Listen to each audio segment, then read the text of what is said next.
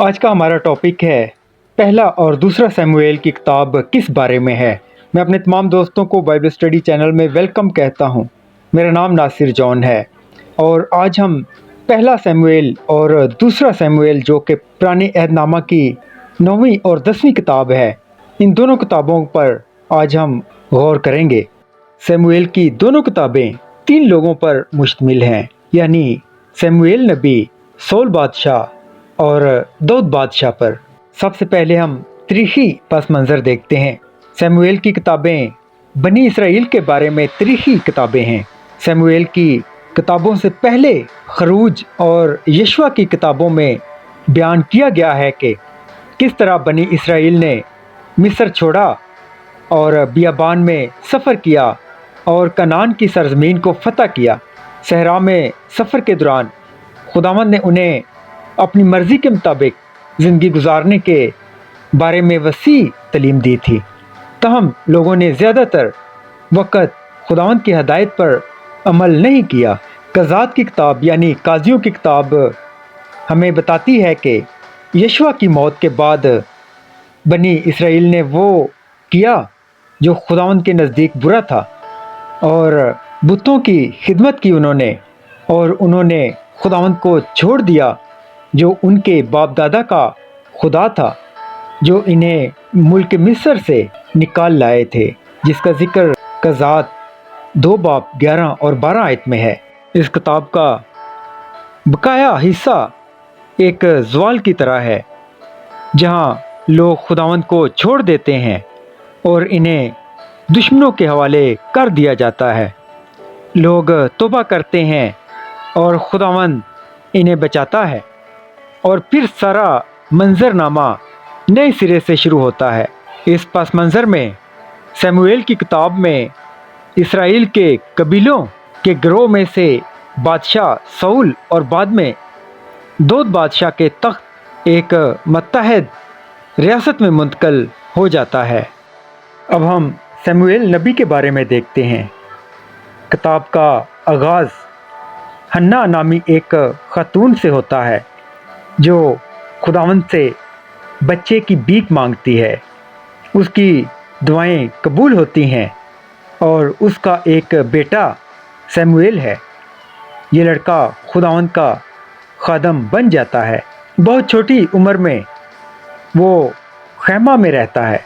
काहिन Eli की मौजूदगी में खुदावंद की खिदमत करता है, जिसका जिक्र पहला शमूएल 2 बाब 11 आयत में है। और पहले शमूएल 3 बाब में हम पढ़ते हैं कि किस तरह खुदावंद शमूएल से बात करता है और उसे बताता है कि एली के पादरी ख़ानदान के साथ क्या होगा। ये शमूएल के एक नबी के तौर पर कैरियर का आगाज़ होता है। आइए इस बारे में एक हवाला देखते हैं। पहला शमूएल 3 बाब 20 और 21 आयत। और सब बनी इसराइल ने दान से बेरसबा तक जान लिया कि शमूएल खुदावंद का नबी मुकर्रर हुआ है। और खुदावंद सैलाब में फिर ज़ाहिर हुआ, क्योंकि खुदावंद ने अपने आप को सैला में शमूएल पर अपने कलाम के ज़रिए से ज़ाहिर किया।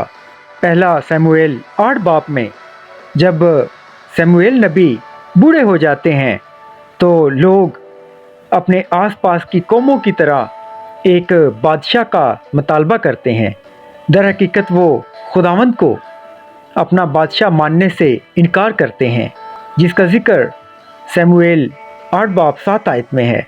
शमूएल इन्हें खबरदार करता है, लेकिन खुदावंद शमूएल से कहते हैं कि लोगों को वो दे जो वो चाहते हैं। शमूएल नबी ने बिन्यामीन के कबीले से एक आदमी को इसराइल का पहला बादशाह मुंतखब किया। शमूएल नबी जिस शख्स का इंतखाब करते हैं वो सौल बादशाह है।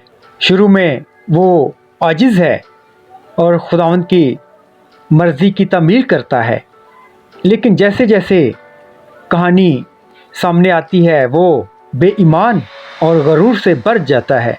खुदावंद उसे इसराइल का बादशाह रहने से इनकार करते हैं जिस का जिक्र पहला शमूएल 15 बाब 23 आयत में है। और खुदावंद शमूएल से कहते हैं कि वो खुफिया तौर पर एक नया बादशाह मुकर्रर करें। ये शख्स खुदावंद पर भरोसा जाहिर करता है। मिसाल के तौर पर पहला शमूएल 17 बाब में लिखा है कि जहां वो जाति जूलियत को मारता है, जब दाऊद नबी सौल बादशाह की फ़ौज में एक जर्नैल के तौर पर काम करना शुरू करता है और आहिस्ता आहिस्ता शोहरत और ताकत हासिल करता है, तो बादशाह सौल पहाड़ों में एक पहाड़ी का शिकार करने वाले की तरह उसका पीछा करता है और उसे मारने की कोशिश करता है, जिसका जिक्र पहला शमूएल 26 बाब 20 आयत में है। इस मुद्दत के दौरान दाऊद नबी ने बहुत सारे ज़बूर लिखे हैं। मिसाल के तौर पर ज़बूर 18, ज़बूर 52, 53 और ज़बूर 57। जब सौल बादशाह आखिरकार मर जाता है तो दाऊद नबी बादशाह बन जाते हैं, पहले सिर्फ लोगों के एक हिस्से पर, लेकिन बाद में पूरे इसराइल पर बादशाह मुकर्रर होते हैं। अब हम दाऊद बादशाह के बारे में देखते हैं। दूसरा शमूएल की किताब सौल की मौत और दाऊद नबी के बादशाह बनने से शुरू होती है। इब्तदाई तौर पर वो वाकई अच्छा काम कर रहा है। वो खुदावंद पर भरोसा और फरमाबरदारी कर रहा है, जो पूरी कौम के लिए एक नेमत है। दाऊद बादशाह बहुत सी जंगें जीतता है और अपने इलाके को बढ़ाता है। वो यरूशलेम को इसराइल का दारुल हुकूमत बनाता है और खुदावंद के लिए एक मस्बा यानी हैकल भी तमीर करना चाहता है, लेकिन खुदावंद उसको इजाज़त नहीं देते। दाऊद बादशाह अहद के संदूक को भी यरूशलेम में मुंतकिल करते हैं, जो खुदावंद की मौजूदगी की ख़ास अलामत है, लेकिन हैकल उसके बेटे के ज़रिए तमीर की जाती है। खुदावंद दाऊद बादशाह से वादा करते हैं कि उसकी शाही ख़ानदान की लकीर हमेशा रहेगी। इनके ख़ानदान से एक बादशाह पैदा होंगे जो अब्दी बादशाहत कायम करेंगे। बाद की किताबों में ये वादा दोहराया जाता है और बिल आखिर दाऊद के बेटे यीशु मसीह में पूरा होता है। दूसरा शमूएल 11 बाब में दाऊद बादशाह की एक बहुत बड़ी अखलाकी गलती को बयान किया गया है। दाऊद बादशाह बातशेबा नामी एक खूबसूरत औरत को देखता है। अगरचे उसकी शादी उरिया से होती है, लेकिन दाऊद बादशाह इसके साथ सोता है और जब वो हमला होती है तो दाऊद बादशाह उसके शोहर को यानी उरिया को कत्ल करने का हुक्म देता है और बातशेबा से शादी करता है। खुदावंद दाऊद बादशाह से नाराज़ होते हैं और दाऊद बादशाह तौबा करते हैं और मुआफ़ी हासिल करते हैं, लेकिन दाऊद बादशाह की गलती के नताइज बहुत बड़े हैं। इनका ख़ानदान टूट जाता है और इनके कई बेटे सालों में मारे जाते हैं। दाऊद बादशाह अब भी बादशाह है, लेकिन इनके आखिरी साल इनके दौरे हुकूमत के आगाज़ की तरह शानदार नहीं होते। अब लास्ट में हम कुछ अहम मौज़ूआत की तरफ गौर करते हैं। किताब के आगाज़ में शमूएल की माँ हन्ना का एक गीत है। वो गाती है कि किस तरह खुदावंद नीचा और सरबुलंद करता है। आइए इस बारे में एक हवाला देखते हैं। पहला शमूएल 2 बाब 7 आयत। वो अपने ईमानदारों के कदमों की हिफाजत करेगा, लेकिन शरीर अंधेरे में काट दिए जाएंगे। सौल बादशाह और दाऊद बादशाह की ज़िंदगी ज़ाहिर करती हैं कि ये सच है। खुदावंद गरूर यानी सौल की मुखालफत करता है और आजज़ यानी दाऊद बादशाह की इज़्ज़त करता है, लेकिन वो दाऊद बादशाह को भी सज़ा देते हैं जब वो शरीरों की तरह काम करता है। दाऊद बादशाह की गलती वाज़े करती है कि वो कामिल نہیں تھے، حالانکہ وہ خداوند کے چنے ہوئے تھے۔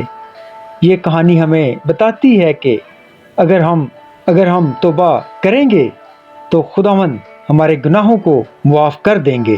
لیکن اس سے یہ بھی پتہ چلتا ہے کہ انسانی گناہ کے سنگین نتائج ہو سکتے ہیں۔ سول بادشاہ اور داؤد بادشاہ کے برے اعمال کے باوجود خداوند اپنے لوگوں اور اپنے کلام کے ساتھ وفادار رہتے ہیں۔ داؤد بادشاہ کے تخت پر ابدی وراثت ہونے کا جو خداوند کا وعدہ ہے وہ پورا ہو گیا ہے۔ یسوع مسیح آخری بادشاہ ہیں جو تمام قوموں کے لیے برکت لاتے ہیں۔ Thank you all.